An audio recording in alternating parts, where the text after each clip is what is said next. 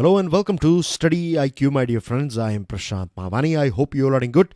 Today is 3rd June 2020. Day is Wednesday. On our table, we have a very interesting quote. Opportunities are like sunrises. If you wait too long, you miss them. I think opportunities are around us. They come to us throughout the day as well. I'm not talking about big opportunities, right? Big opportunities, we see it once a while or once a year or something. But every single day, consistently, we find so many opportunities. Opportunities to smile, opportunities to make our world a better place, opportunities to grow, right? Let's say if you're reading something and you come across a word that you are not aware about, that's an opportunity to grow. Open your dictionary, check out that word, see example sentences. This is just one example. So, opportunities are there all the time. We have to grab it with a right attitude at a right time. With this, dear friends, StudyIQ team has designed a smart course. Now, this smart course is for your Civil Services Examination. To find out more about it, all you have to do is download our mobile application on your phone. Good news is that till 10th June 2020, we are providing this EMI offer as well to all of you guys. So make the most out of it. I have already shared the PDF of today's lecture on my Telegram channel. You can follow me. You can get in touch with me via Facebook. There are so many students out there, thousands of students out there. They are not aware about this series, right? They don't know if there is one English version of Hindu newspaper analysis available on YouTube. So, dear friends, you are our brand ambassador. You are the ones who are watching this series on regular basis. You know the quality of this series. So, please make sure that you support our efforts. To support us, please make sure that you share this lecture with other students. If you like today's discussion, today's video, then hit the like button. And to support our overall efforts, do subscribe to our YouTube channel and do let other students as well know about our YouTube channel, that is StudyIQ. On our table, we have 5 important articles. Now, the thing with this, today's article is that all these articles will push you to think. That's the specialty of today's article. So, the first one is about law enforcement, the challenge of law enforcement post-COVID-19. Overall, this is my personal observation. Of course, I want you guys to have your own personal observation. What I believe is, what I think is that a country of 1.3 billion people, we have handled this lockdown very well. Most of us, right, most of 1.3 billion citizens, we have behaved, we have stayed indoors, we have followed the protocols, rules and regulations and everything. So, and not just us, right? Police personnel, they have done their bits as well. It's 50-50, 50% enforcement, 50% public cooperation. If you have both these things, then you can achieve anything. A society, a country, a state will achieve anything, but whatever their goals are, right? So in a society struck by deadly virus, strict maintenance of public order is most essential. And hats off to our police personnel, right? They played a very important role. They risked their lives and they were out there. They were, manning this sun and everything. This hot weather was going on. Harsh summer of India, you know it very well. But then as well, they were doing their duty. So law enforcement plays a very important role in this sort of situation. And next to healthcare, if there is any important service, then that is law enforcement, particularly during this sort of epidemic, episodes of epidemics, or maybe this type of lockdown. We don't want to see this sort of lockdown in future, God forbid, but overall we can say that police personnel, they have played their part and they have done quite well. Of course, we have seen videos, we have seen news items and things like some police personnel, they used violence and they were, beating people. That is not right. That is not fair. We all understand that. At the same time, we have to understand, I'm not, covering police personnel here. I'm being very practical here. There are few people in our country, and you find these people in every single society, right? You find them in Italy as well. You find them in USA. You find them in Sweden. You find them everywhere. For them, you cannot, they will not do. If you want to discipline them, then you have to use certain amount of force. This is a dark reality. If you like it or not, but this is how it works. This is our world. This is reality. Hello. Okay. So, few places they have used force. I think they are right. There are many places where they have used force, and I think they are wrong.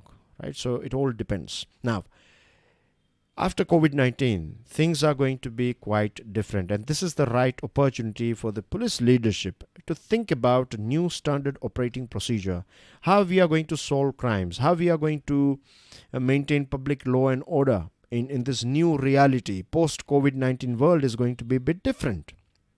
Police personnel, they need to be educated, their skills needs to be upgraded, because they are going to deal with new challenges, new way of life, and so many new things.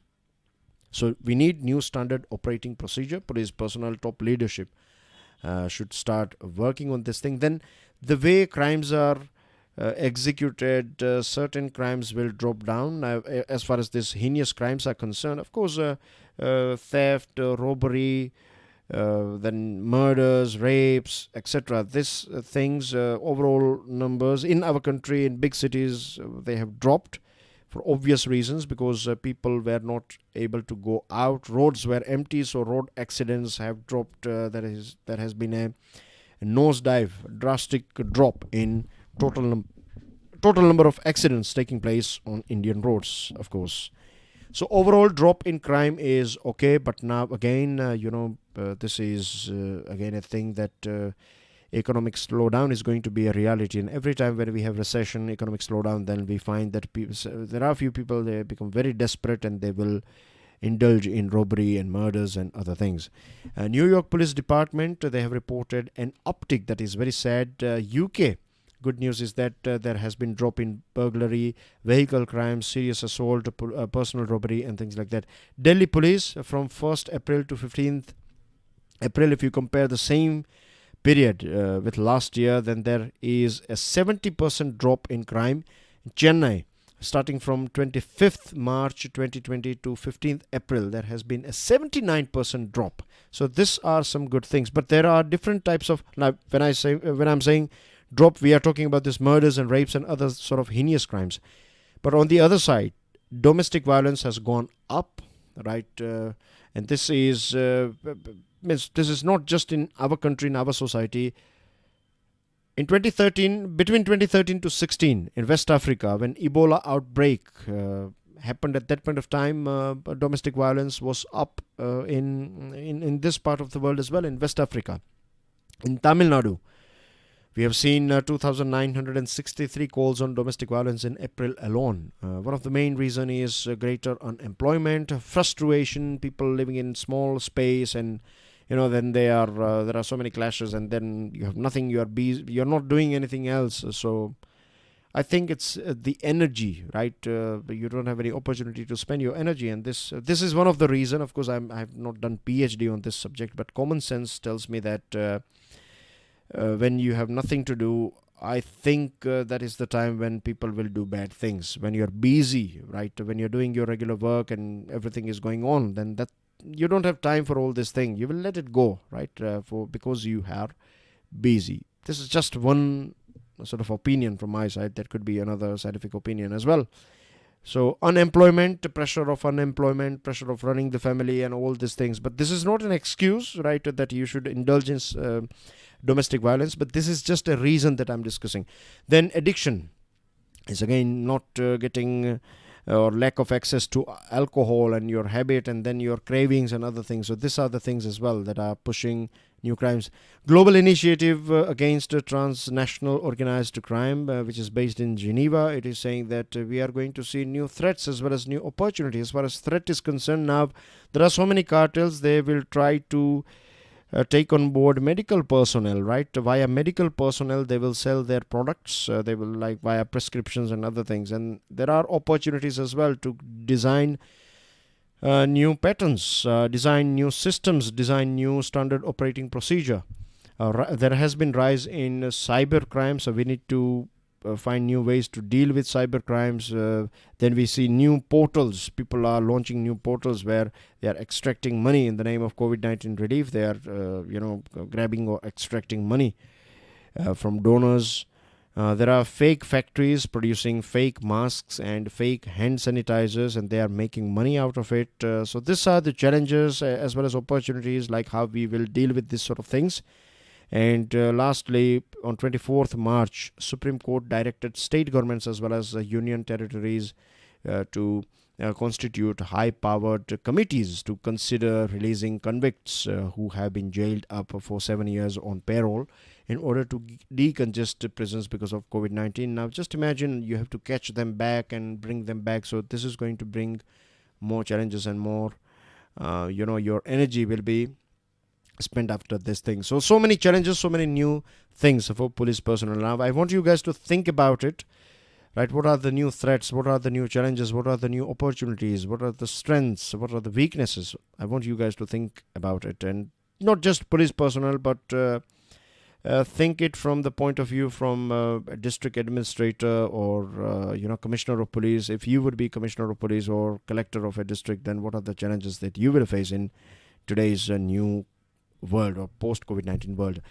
Second one, very interesting article. It's about seizing the moment at the WHO. India is at a very good position at present as far as this World Health Organization is concerned. Back on 22nd May 2020, Dr. Harshvardhan became the new chair of this World Health Organization's executive body. This executive body is very powerful because it is responsible for implementing the decisions taken by the World Health Assembly. It has 34 members in it, and chair at present is Dr. Harshvardhan, or you can say that chair at present is our country, India. This is the right time for us to inject reforms. The world is ready for reforms, and if India will play its part very well, then we can have a long-lasting impact on global platform. That is WHO.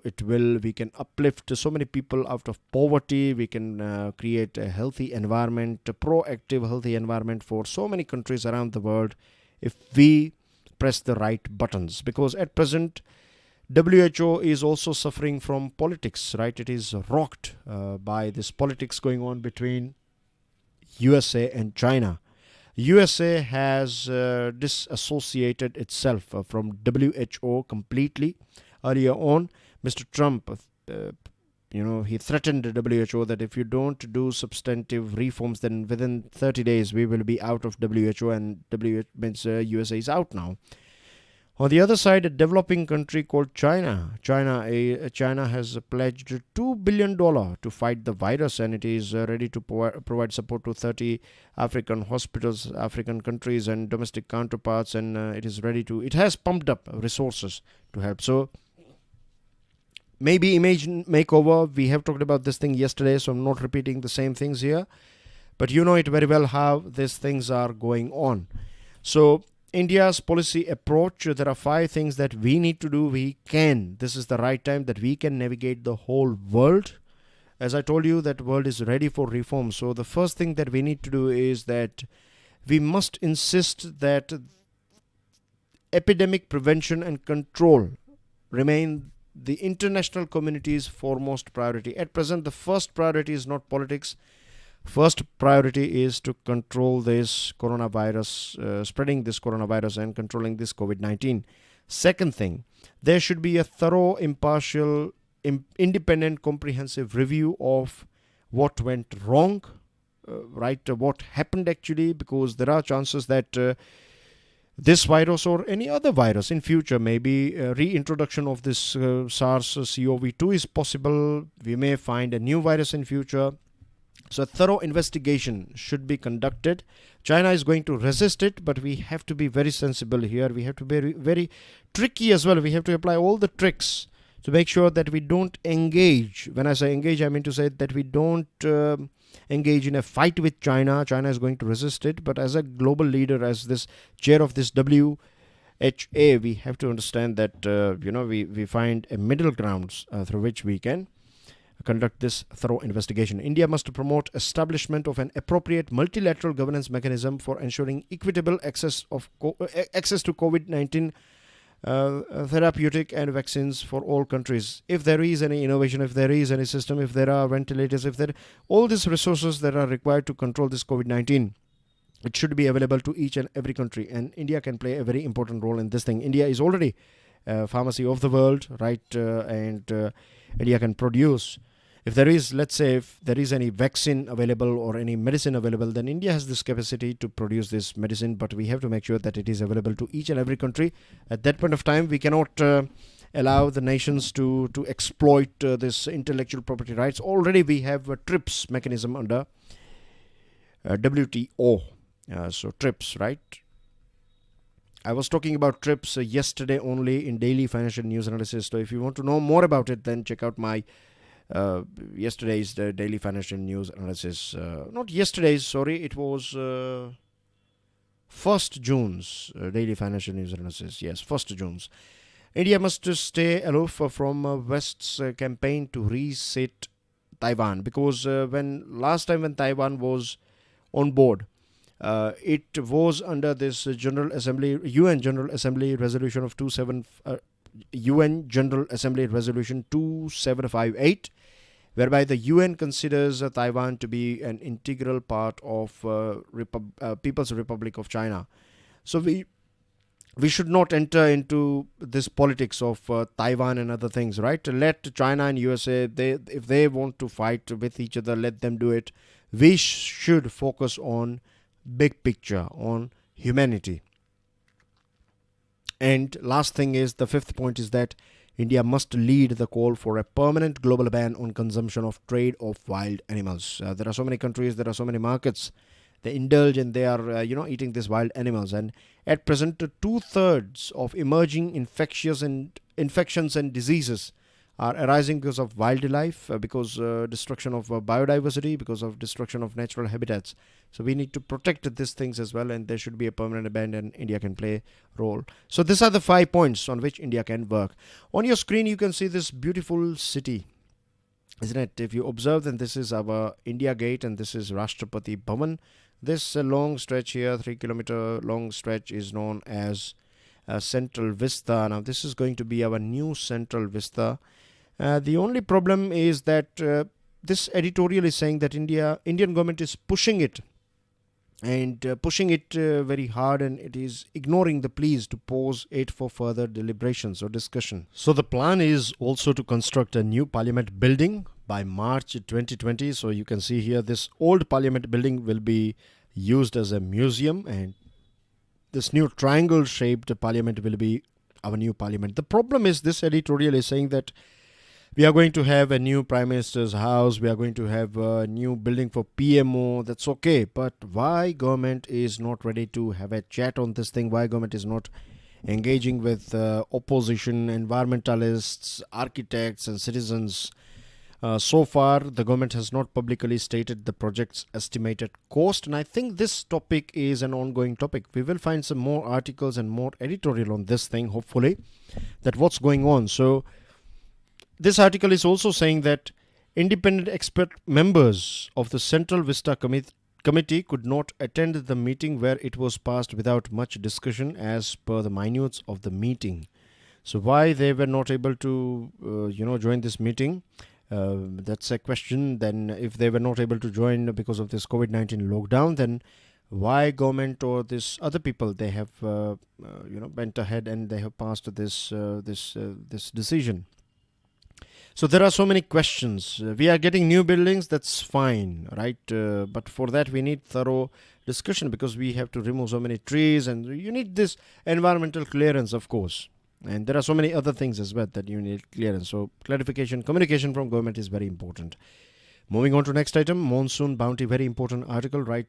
We know it very well that monsoon plays a very important role in Indian economy, in Indian agriculture, because as far as Indian economy is concerned, today itself we can say that our economy is agriculture-based economy, because 50%, roughly speaking, 50% of our population is engaged with agriculture.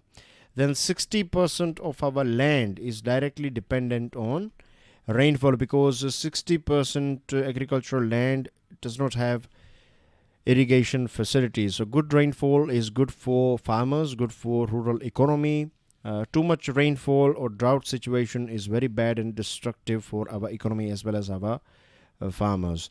The monsoon has finally set in over Kerala in keeping with the textbook date of 1st June. Earlier on, IMD said that we are going to see a 4 days delay, like 5th June, things are going to roll out.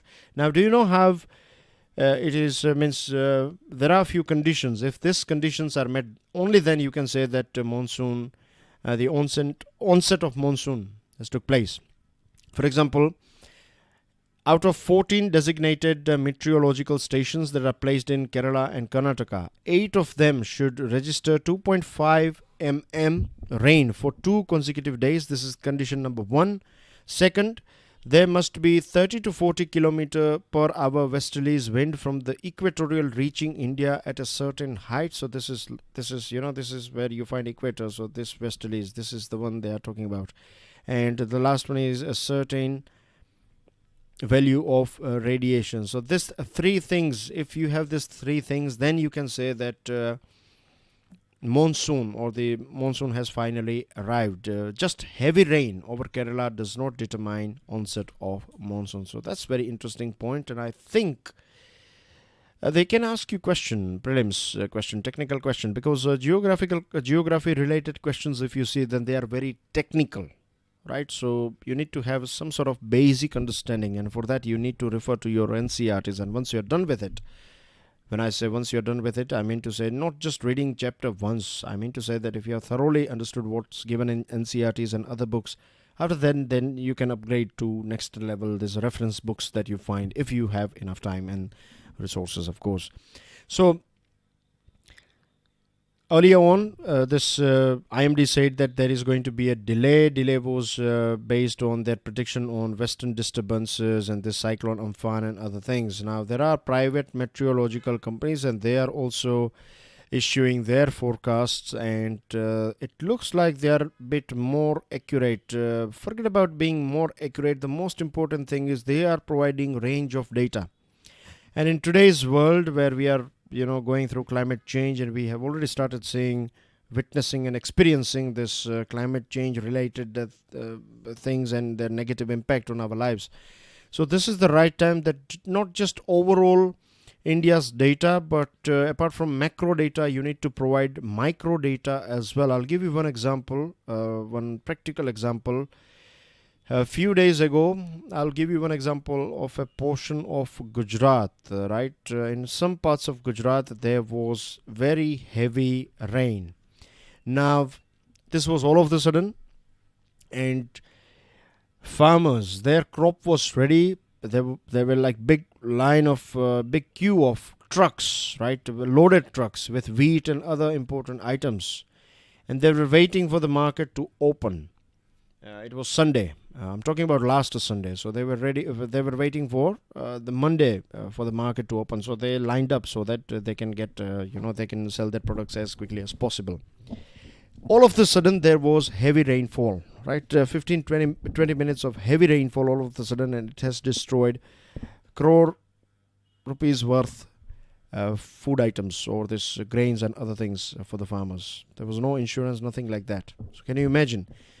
Now, just imagine if you have, if we have this micro or niche level data, and if we can issue warnings, if this IMD people or this weather forecasting teams or private or maybe government, doesn't matter. If you have this chance of rainfall taking place in any part of our country, then they can supply this information. We can provide this information. We can create images. We can send SMSs, right? We can create WhatsApp messages, Telegram messages. You can give local radios and other places. You can give guidelines. You can deploy some police personnel and some other personnel informing farmers that if you're planning to sell your items, then you're going to there is going to be a rainfall, and farmers know what to do, right? If they know that today or maybe tomorrow there is going to be a rainfall, they will cover their goods, they will cover their products. But here, all of a sudden, it is not all of a sudden.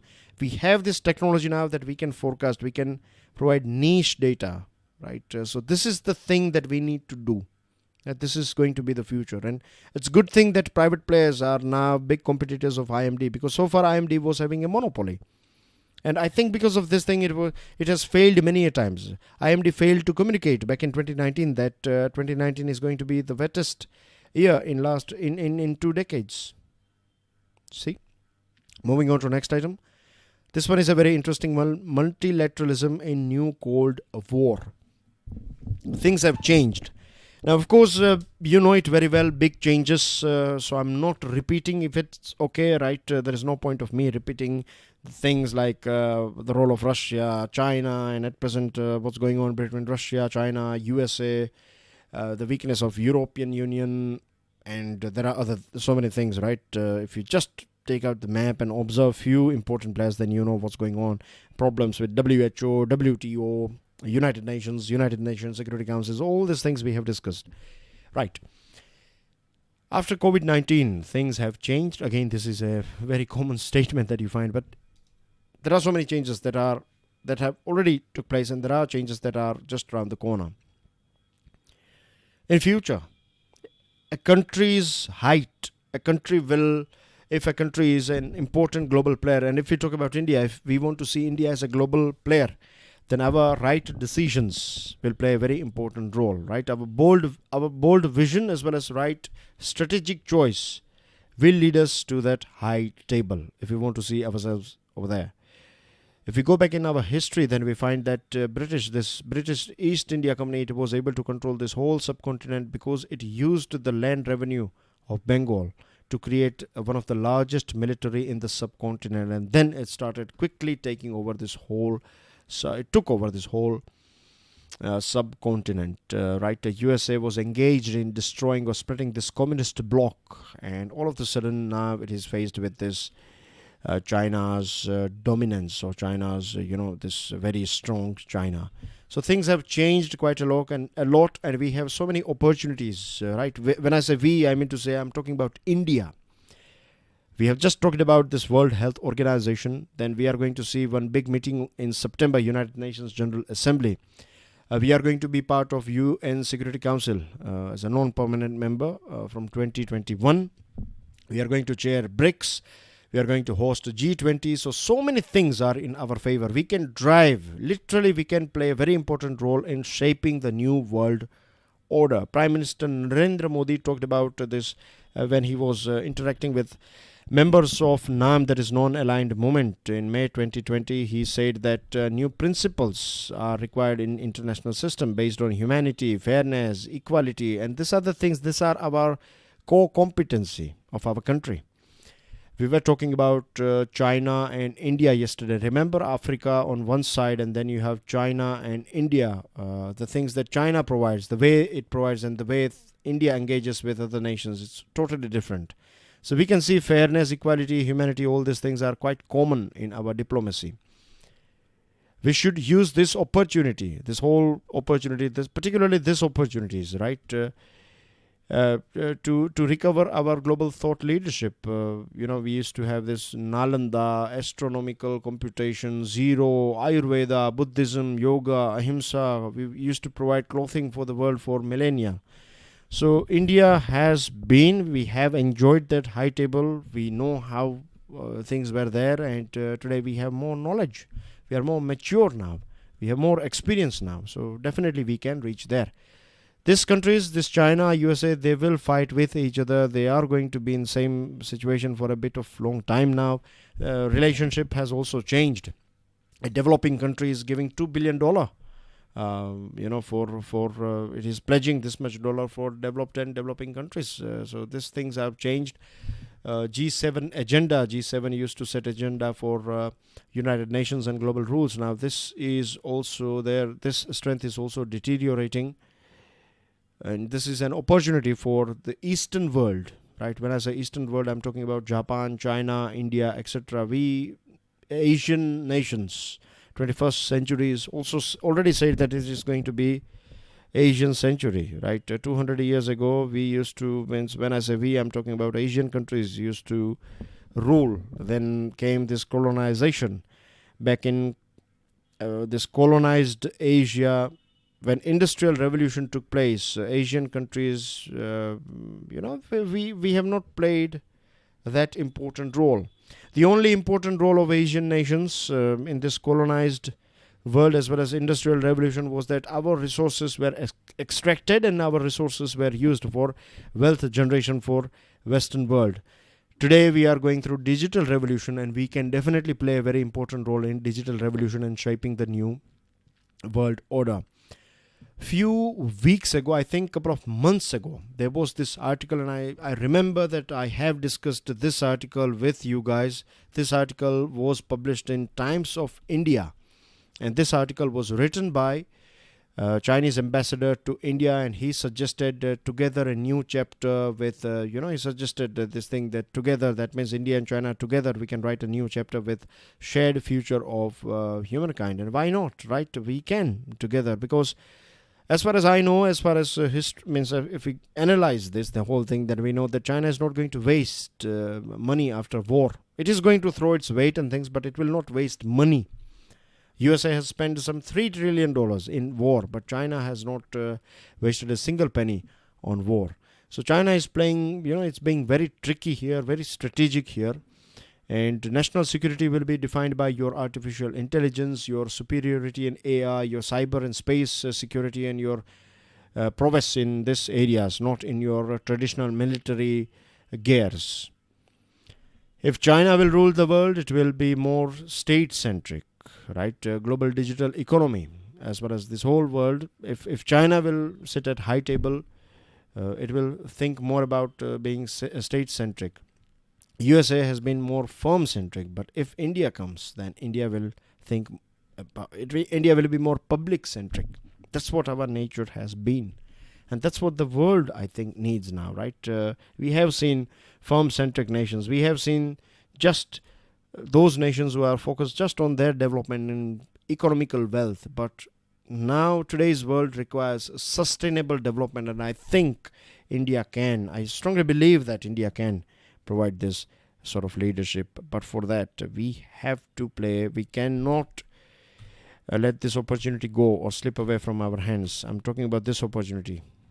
All these important tables, we are going to be at very important places. So we should know how to make the most out of this situation that is in our favor. And that's everything in today's discussion. I will see you soon with the daily financial news analysis. Till then, enjoy your studies. God bless you all. Jai Hind.